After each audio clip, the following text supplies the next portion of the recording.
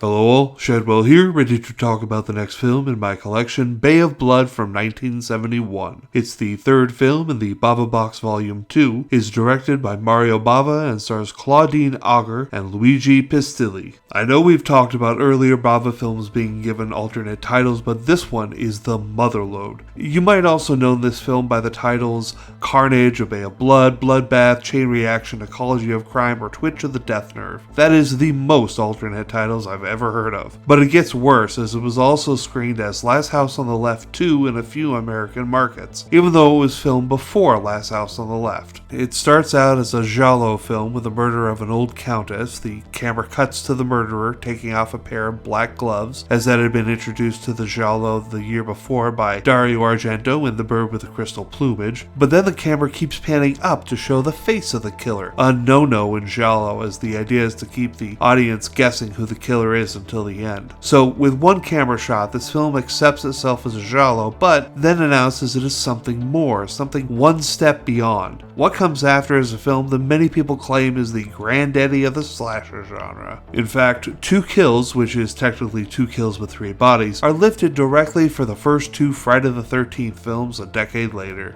Bay of Blood is about the murder of a countess leading to a chain reaction of many murders in the Bay, as the rights to the ownership of the Bay are under contention. It gets pretty wild, and the ending is less a twist than it is something completely out of left field that you couldn't see coming, which feels slightly cheap, but it's a great ride, so I'll allow it. There is a weird part of the movie where four teens stumble upon an abandoned nightclub that was built in the Bay for reasons. I don't know, seems like a really stupid business move on someone's part.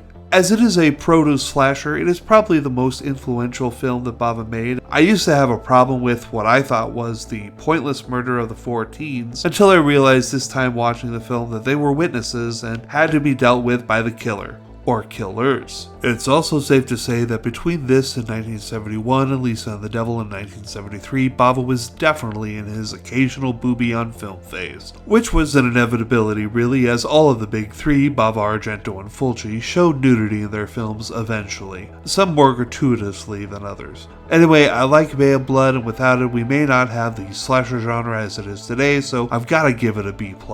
Tomorrow we move on to the next film in the second volume of the Bava Box. It's a film called Barren Blood. See y'all then.